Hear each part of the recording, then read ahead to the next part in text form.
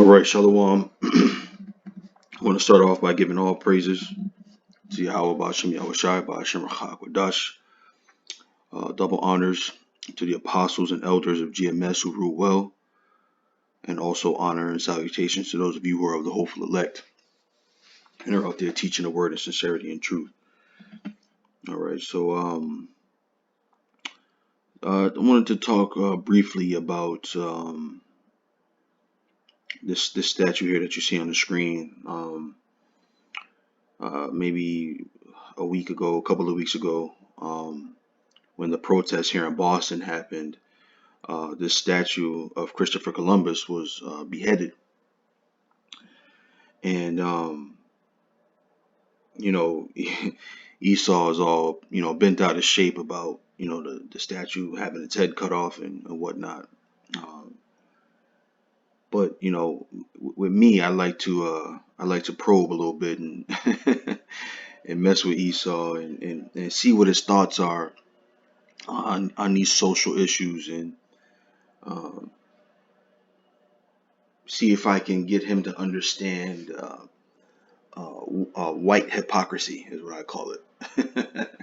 Because Edomites, when if you notice, especially in the last couple of weeks or so, uh, things that happen to them are a heinous crime. But when you point out that they did the same thing in their conquering of not only America but the whole world, they then say, "Oh, come on, that's not the same thing," and it is indeed the same thing, right? Um, any nation that has conquered or taken down another um, commemorates it by the removal of landmarks and statues of, of that previous nation, and the erecting of their own. It's just something that happens in history, and it's just funny to see Esau being mad about it when, again, he's done the same thing, right? So I wanted to read this article right here. I don't know who Ariel Gray is. As a matter of fact, let's do this because I kind of want to know. All right, makes sense. Ariel Gray is a Israelite, from at least from the looks of it, and I just wanted to read this article that she put together a little bit, and I want to read some scriptures, and then show some examples of um, when Esau has done the same exact thing, right? So this all came from a conversation that I was having. When I say I'm having a conversation with somebody at work, it's always the same person. So that's just a disclaimer. We sit next to each other in cubicles, so we kind of talk through the cubicle partition, and I'll throw a question out there, and I happen to be on WhatsApp looking at some of the comments that the brothers were putting on there from around the country, and someone put up an article about this beheading. So what I do, I always act like I guess against the behavior, right? So I was like, man, this is stupid. I can't believe they did something like this. so so that when I ask him my questions, that his guard is down. That way I can get at least a small tad bit of honesty from him. So I asked him how he felt about it, and he was like, "Oh, it's stupid. It's stupid that they're doing that, and now the city of Boston is talking about removing the statue altogether, and I don't agree with that, and what have you." So he's going on and on about how he disagrees with it, and he was like, "Yeah, there's always these things where they want to remove, like Faneuil Hall. They want to change the name of Faneuil Hall." And he said, "This is what he said: regardless of what kind of person um, it was, right? We all know that Faneuil Hall wasn't a good guy. We all know that Christopher Columbus wasn't a good guy, but they still did what they did in history, and those statues were erected and those halls were named for a reason. And I said, okay, good point, good point. And I said to him, what about the removal of the statue of Saddam Hussein? And his whole uh, tone changed. Oh, yeah, yeah. I said, yeah, this is just what happens. So then he after he got knocked off the horse, he got back on. And he goes, well, that wasn't us. That wasn't us that did that. Their own people did that. And I said, yeah, aren't the people that's beheading Christopher Columbus statue, aren't they Americans? They're not. They're not immigrants. They're not. They're people that are from this country, that were born in this country, and quite I don't know if frankly is the right word, but quite possibly their parents or great grandparents or great great grandparents have served in slavery here, so they're more or as much American or as Christopher Columbus, more American than Christopher Columbus, and they have taken it upon themselves to remove the statue or to deface the statue the same way that Saddam's people did when they removed that statue of him, right? And basically, it's just a mark of the removal of that power over them. As the story goes, anyway, Saddam was a bad guy, right? As the story goes, allegedly, Saddam was a bad guy to his people, and them taking down that statue was them removing the image of his power that they had over him, that he had over them, right? And I remember quite vividly a conversation that he and I had about this, saying that it was a just thing that they were doing to remove that image of that imperial power over the people, right? And now that the same thing is happening uh, on the Edomite end, right now, it's a bad thing. It shouldn't be done, right? And it just goes to show the hypocrisy of so-called white people. But let me go to this word hypocrisy really quick. It says the practice of claiming to have moral standards or beliefs to which one's own behavior does not conform. Pretense, right? So it's like this, right? Basically, to sum it up socially, what hypocrisy is: you telling somebody else to do something, right, that you're not willing to do, or you holding a standard to someone that you're not willing to meet or don't meet, right? So, for instance, if I tell somebody smoking is bad for you, and then I go off and I smoke cigarettes, that's hypocrisy, right? And basically, that's what this conversation was about. The hypocrisy. When I was talking to him, I wanted him to understand how hypocritical he was being.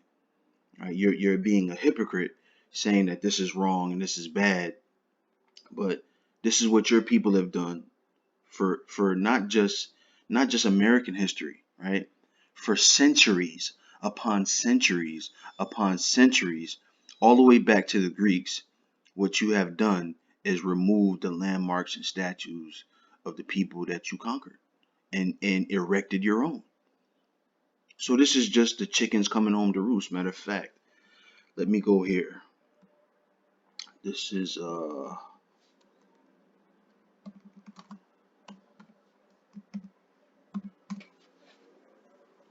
Revelation 18.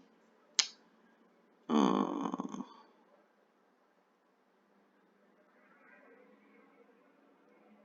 where is it? Give me a second here. Yep, 18:6. It says, "Reward her, even as she rewarded you." Right? "And double unto her, double according to her works, and the cup which she hath filled, fill to her double." You see? So this is just people giving you payback for the things that you've done in throughout history, right? We can mention, right, um, like for instance, right, if you look at a picture of American culture, right, when you and I mean all the way from the education system. You can walk around and all these different cities and lands. And do you know there are no traces of um, an existence of a people before so-called white people took over America, right? Now, here I live in Massachusetts, right? And like the name Massachusetts is a native name, right? The name Boston is a native name. Brockton, right? A native name. Taunton, a native name, right? There are a lot of cities here in Massachusetts that still hold native heritage, right? But if you look around in those same cities, there are no traces of the people that were there before. So you mean to tell me that um, these people didn't erect statues or images of what they believed in and who they believed in? Of course they did, but they were all removed, right? I'm gonna tell you something. In what is now known as Mexico, you had this guy Cortez, who I speak about quite frequently, right?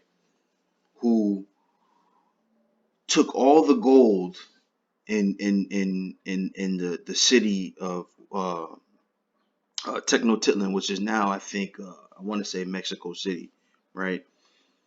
Took all the gold and riches of Mexico, right? Melted them down and sent them back to Spain, right? Do you know Spain, France, and Britain? Those empires were built upon the gold of America, and not just gold that was in mines, right? Because a lot of the gold was mined, right? But I'm talking about gold that was in use.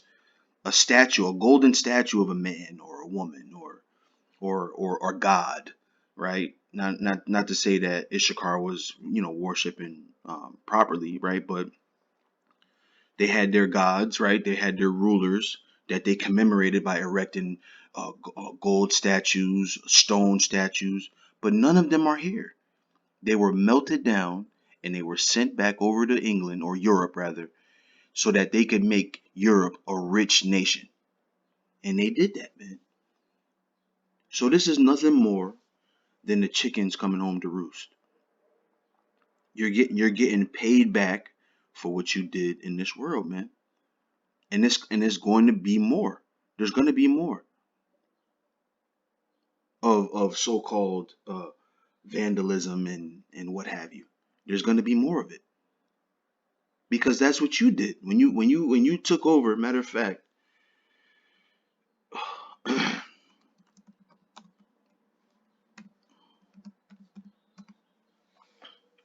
this is Job 9:24. It says, "The earth is given into the hand of the wicked. He covereth the faces of the judge thereof. If not, where and who is he?" Right?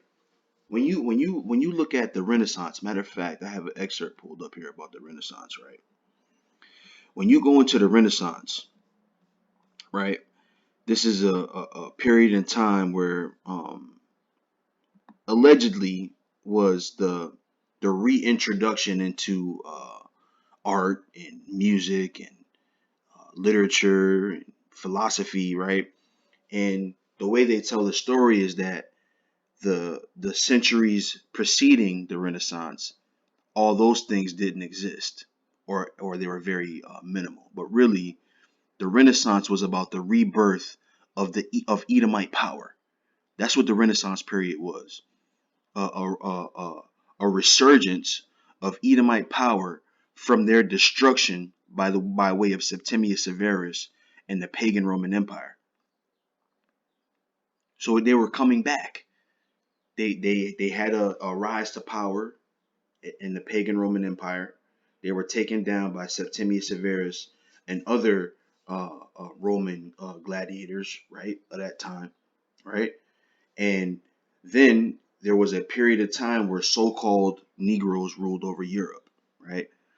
The Renaissance commemorated their returning back into power by way of Spain, France, and then or France, Spain, and then later on Britain, right? That was what the Renaissance was about, a rebirth of Edomite rule, of Edomite dominance, right?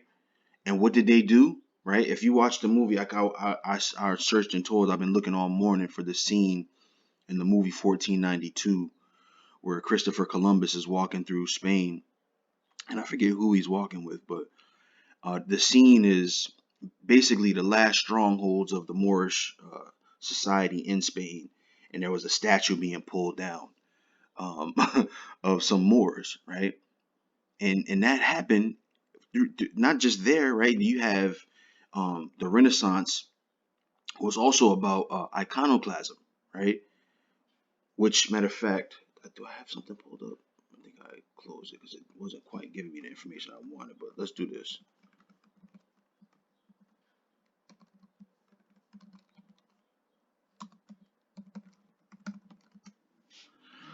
Iconoclasm definition: the action of attacking or assertively rejecting cherished beliefs and institutions or established values and practices, the rejection or destruction of religious images as heretical, the doctrine of iconoclasts, right? Which if you go again, another place in Massachusetts, Clinton, Mass, there's a guy, man, Gordon B. Langton, who in his journeys in life was an art collector of ancient religious images. And if you go into that museum, you know what kind of images you're going to see? Images of Negroes, right? That were all taken down, and images of white Edomites were put in their place. You see? So this has been happening. So your disdain with the defacing of a Christopher Columbus statue is hypocritical.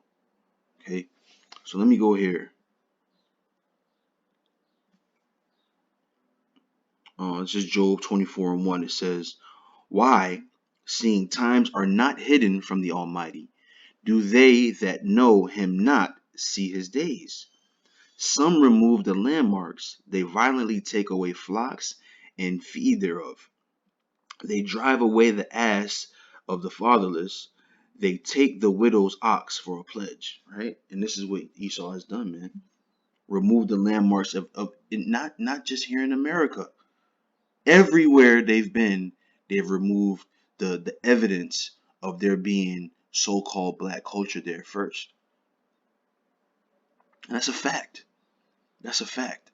I wanted to find that video clip in Christopher Columbus because he was talking about the last stronghold of Granada or Grenada, however you want to pronounce it, right?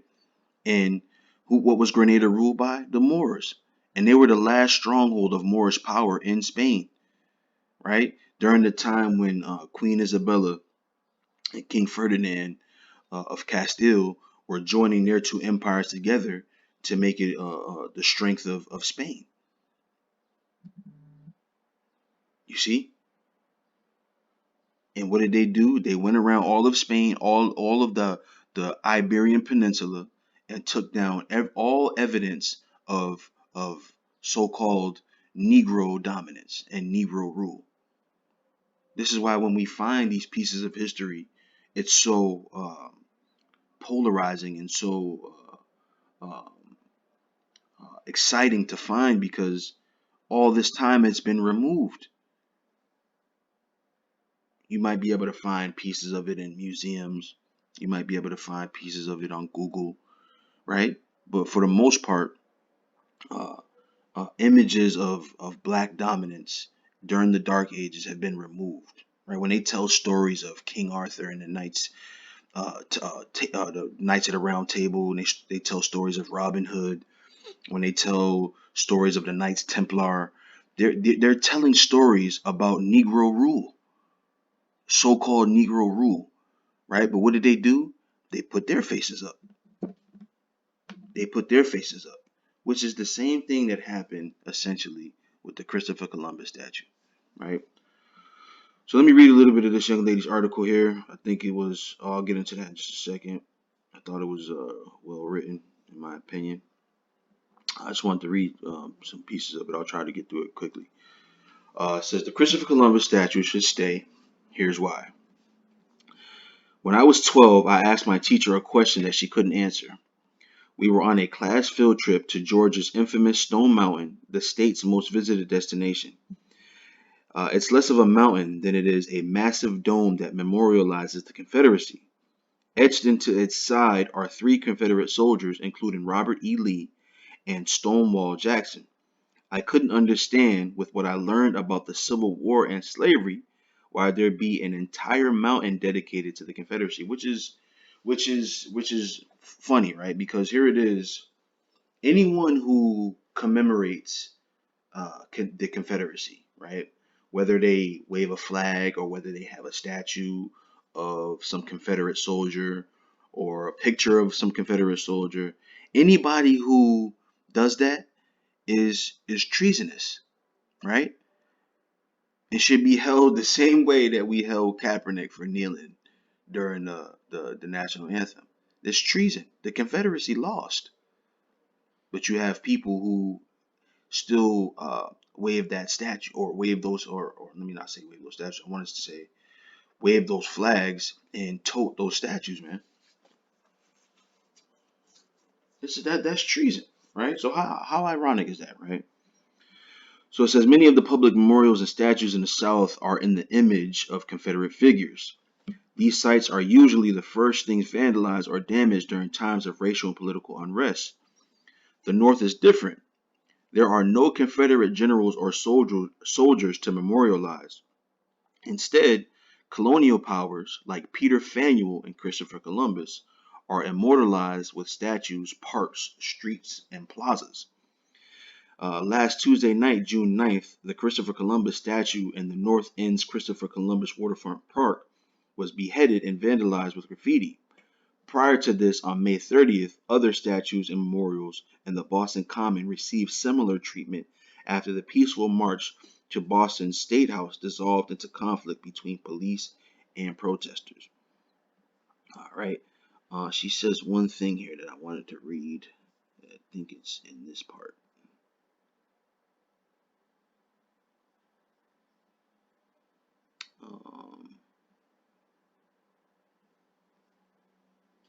Um, I don't, because I don't want to read the whole thing here. All right, so let me read this second paragraph here in the second stanza here. It's, who was Christopher Columbus? There have been countless books, essays, and talks about Columbus and the plague he and his men brought to the Americas in both disease and genocide. Columbus is not a beacon of American fortitude, bravery, or discovery. He is the patron saint of colonial violence, right? Which I thought was well said, right? Because in my conversation with my cubicle buddy, I had asked him. I said, when we were talking about Saddam's statue being taken down, when he got back on his Edomite pride, he says he says what did he say? But Saddam, he was a real bad guy. I mean, his sons put people in wood chippers for losing the Olympics, right? So, in other words, their heinous acts, their um, inhumane behavior justified the taking down of his statue, right? Well, I argue the same thing, that Christopher Columbus wasn't a great guy, right? He had slaves, right? And Lord knows what he did, right? Well, we know what was written, right? But Lord knows what actually happened to the people that were here in Espanola, right? Who, who only we can only imagine, right? The molestation of children, right? The overworking of the natives, right? We can only imagine. So, by your logic, because he was a bad person, well, we shouldn't be so upset about his statue being defaced or beheaded or removed, right? It's the same thing, right? So let me go here to Proverbs. This is Proverbs 22 and 28. It says, "Remove not the ancient landmark which thy fathers have set. Seest thou a man diligent in his business, he shall stand before kings, he shall not stand before mean men." Right? So it's an expectation that you shouldn't remove the landmarks of the people that were there before you, right? But isn't that what you did, Esau? So again, you just the chickens are coming home to roost. You're being rewarded for all the things that you've done. All right. So let me go here now to where was it? Right here, the Ark of Titus, right? Because I wanted to show something. I wanted to show something. This is more Edomite work of defacing and removing things that shouldn't be defaced or removed, right? So it says the Ark of Titus is a Roman triumphal ark, which was erected by Domitian in circa 81 Christian era at the foot of the Palatine Hill on the Via Sacra in the Forum Romanum, Rome. It commemorates the victories of his father Vespasian and brother Titus in the Jewish war in Judea, 70 to 71 CE, when the great city of Jerusalem was sacked and the vast riches of its temple plundered. The ark is also a political and religious statement expressing the divinity of the late Emperor Titus. Okay, so here it is, right? Oops, I didn't want to do that. Go back. Okay, all right, so here's what this inscription says. Um, it says, Senatus Populus que Romanus Divo Tito Divo, whatever. I'll read it in English. I'm not good with that Roman Spanish. It says, the Senate and people of Rome to Divus Titus, son of Divus Vespasian Augustus, which I think this is like, I think it says it in a second here, but this is like to say the late Titus, right? It said, oh yeah, the use of Divo for Titus indicates that the ark was erected after the death of the emperor in 81 CE. The inscription on the west side describes the refurbishment of the monument by Pope Pius VII in 1821.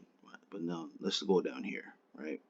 So if you look here, there is a sculpted image of an event that happened. It says Temple of Solomon, treasure, Ark of Titus, right? So this is on the Ark of Titus, which is a picture of what a bunch of Edomite Romans stealing from the Temple of Solomon, stealing, right? Things that were there, right? And to boot, guess what? The temple was destroyed as well. You see, it says um, with only a single opening. The ark is smaller and more modest in its decoration than other surviving arks, such as those of Constantine and Septimius Severus. Okay, this doesn't talk about that. There was a paragraph that spoke about that picture. At least I thought. Well, basically, that's what this is, right? And if you want, you can go look it up, right? So this has been happening since the beginning of time, and people that's what people do when they conquer and they take over, right? To commemorate it, they remove the landmarks and statues of those who ruled before and erect their own. You see, and that's what's happening, man. America is crumbling right before our eyes, right? Right now, this is the social leg of that crumble, right? People are starting to realize that America socially hasn't been a good place.